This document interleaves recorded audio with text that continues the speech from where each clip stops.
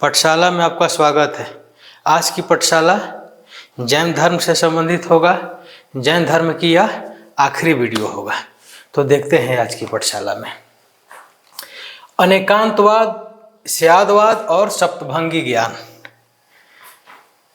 अनेकांतवाद, स्यादवाद और सप्तभंगी ज्ञान को अमूमन हम लोग एक ही मान लेते हैं, लेकिन इसमें अंतर है। तो देखते हैं क्या अंतर है। अनेकांतवाद, किसी वस्तु के अनेक प्रकार के गुण, धर्म और सिद्धांत होता है। किसी वस्तु के अनेक प्रकार के गुण होता है, धर्म होता है, सिद्धांत होता है, उसे क्या कहते हैं? अनेकांतवाद कहते हैं। इसको आप ऐसे समझ सकते हैं जैसे कि एक कोई नींबू है।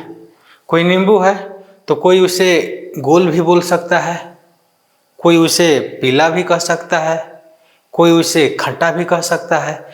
यानी किसी वस्तु के अनेकों गुण होते हैं, अनेकों सिद्धांत होते हैं। इसी को क्या कहते हैं? अनेकांतवाद कहते हैं। फिर देखते हैं स्यादवाद, किसी वस्तु को समझने और समझाने का सिद्धांत। किसी वस्तु को समझने और समझाने का सिद्धांत क्या है? स्यादवाद है। और फिर देखते हैं सप्तभंगी ज्ञान, किसी वस्तु को समझने के लिए 7 प्रकार की ज्ञान हो सकती है। जैसे हम समझ रहे हैं या समझा रहे हैं तो क्या है? स्यादवाद आएगा।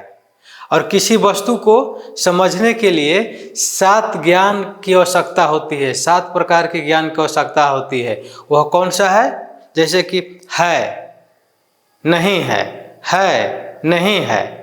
इस प्रकार की 7 ज्ञान की आवश्यकता होती है। उसे क्या कहते हैं? सप्तभंगी ज्ञान कहते हैं। फिर देखते हैं जैन धर्म में ईश्वर की मान्यता नहीं है।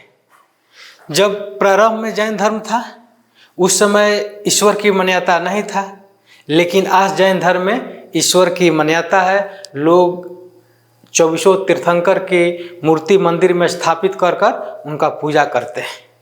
लेकिन जब जैन धर्म जब प्रारंभ हुआ था, शुरुआत हुआ था, उस समय जैन धर्म में ईश्वर की प्रधानता नहीं थी, ईश्वर की मान्यता नहीं था। फिर देखते हैं जैन धर्म में आत्मा की मान्यता है। माने आत्मा है। आत्मा क्या है? अमर होता है। जैन धर्म में आत्मा की मान्यता है। जैन धर्म में पुनर्जन्म की भी मान्यता है। आदमी मरने के बाद दूसरा जन्म ले सकता है। जैन धर्म में पुनर्जन्म की भी मान्यता है। फिर देखते हैं प्रभासगिरी किस धर्म का स्थल है? तो जैन धर्म का है। प्रभासगिरी किस धर्म का स्थल है? तो जैन धर्म का है। यह कहाँ है? तो कौशाम्बी, उत्तर प्रदेश में है। फिर देखते हैं समाधि, सलेखना, संथारा। अमूमन हम लोग समाधि के नाम सुने हैं, संलेखना के बारे में जानते हैं, संथारा के बारे में जानते हैं, लेकिन उसका सही मतलब क्या होता है लोग समझ नहीं पाते हैं कि समाधि क्या होता है, संलेखना क्या होता है, संथारा क्या होता है। समाधि देखते हैं, ध्यान की उच्च अवस्था को समाधि कहते हैं।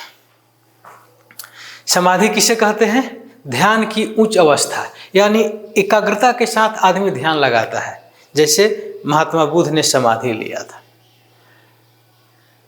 ज्ञान प्राप्ति के लिए महात्मा बुद्ध ने समाधि लिए थे, महावीर ने समाधि लिए थे। तो समाधि में मृत्यु नहीं होता है,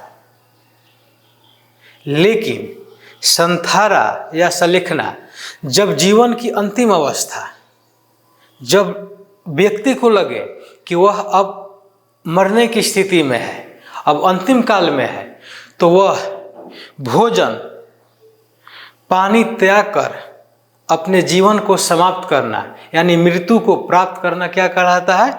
संथारा या सलेखना कहलाता है। तो आप अंतर समझ गए कि समाधि में एकाग्रता की उच्च अवस्था होता है, लेकिन संथारा और सलेखना में जब व्यक्ति को लगे कि वह जीवन की अंतिम स्थिति में है, तो भोजन पानी त्याग कर मृत्यु को प्राप्त करना, क्या कहलाता है? सलेखना या संथारा। तो सलेखना किस संप्रदाय में लोग कहते हैं? तो दिगंबर संप्रदाय के लोग उसे सलेखना कहते हैं और श्वेतांबर के लोग संथारा कहते हैं।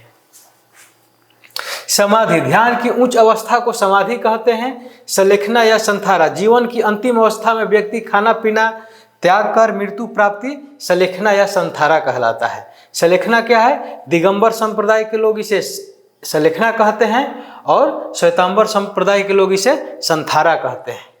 फिर देखते हैं बाहुबली की मूर्ति। बाहुबली की मूर्ति कहाँ है?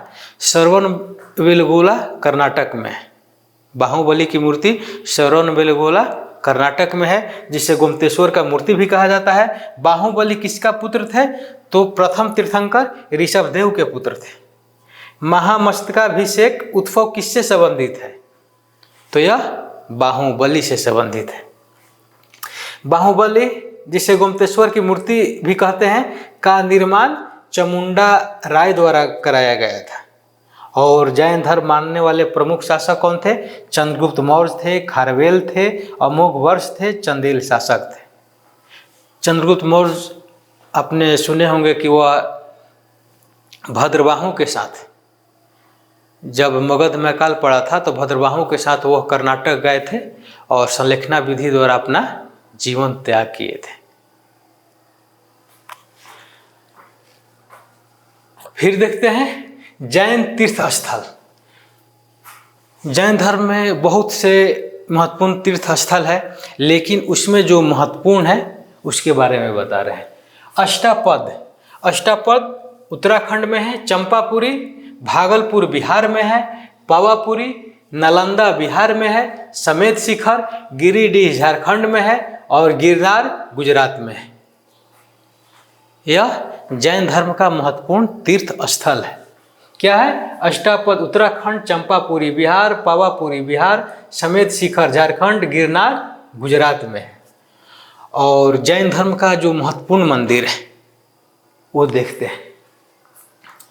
दिलवाड़ा मंदिर कहाँ है? माउंट आबू राजस्थान। खजुराहो मंदिर मध्य प्रदेश। गोमतेश्वर मंदिर कर्नाटक। पलिताना मंदिर गुजरात। रनकपुरा मंदिर राजस्थान। दिलवाड़ा मंदिर माउंट आबू राजस्थान। खजुराहो मंदिर मध्य प्रदेश। गोमतेश्वर मंदिर कर्नाटक। पलिताना मंदिर गुजरात। रनकपुर मंदिर राजस्थान।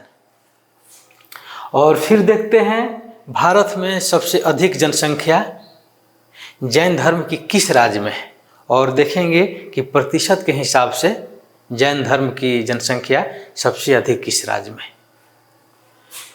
तो सबसे पहले देखते हैं कि भारत में सबसे अधिक जनसंख्या जैन धर्म की किस राज्य में है। तो पहला स्थान महाराष्ट्र का आता है। बौद्ध धर्म की भी सबसे अधिक जनसंख्या कहाँ थी? महाराष्ट्र में ही थी। यह ध्यान देने योग्य बात है कि बौद्ध धर्म हो या जैन धर्म हो, इसकी शुरुआत बिहार से हुआ, लेकिन बिहार में इनकी जनसंख्या बहुत ही कम है। महाराष्ट्र प्रथम स्थान पर है, राजस्थान द्वितीय स्थान पर है और गुजरात तृतीय स्थान पर है। यानी महाराष्ट्र, राजस्थान और गुजरात। अगर हम प्रतिशत के हिसाब से देखते हैं तो महाराष्ट्र की जनसंख्या में 1.25% धर्म के मानने वाले हैं। महाराष्ट्र की जनसंख्या में 1.25%। उसके बाद दिल्ली आता है और उसके बाद गुजरात आता है। दिल्ली में 0.99% और गुजरात में 0.96%। यानी दिल्ली और गुजरात में 1% से भी कम जैन धर्म के मानने वाले लोग हैं। अगर इसको हम विश्व स्तर पर देखते हैं कि सबसे अधिक जनसंख्या कहाँ है, तो विश्व स्तर पर देखते हैं तो सबसे अधिक जनसंख्या भारत में है, उसके बाद अमेरिका में है और फिर तीसरा स्थान केन्या का है। यानी विश्व में सबसे अधिक जैन धर्म के मानने वाले लोग भारत में रहते हैं, उसके बाद अमेरिका में रहते हैं, उसके बाद केन्या में रहते हैं। अगर हम प्रतिशत के हिसाब से देखें तो भारत में प्रथम स्थान, केन्या द्वितीय स्थान और अमेरिका तृतीय स्थान। आज हम लोग जैन धर्म से संबंधित काफ़ी महत्वपूर्ण प्रश्न देखे, जो भी प्रश्न बन सकता था जैन धर्म से संबंधित यह आखिरी वीडियो था। अब अगला कोई और टॉपिक पर वीडियो होगा, तो फिर मिलते हैं अगली पाठशाला में।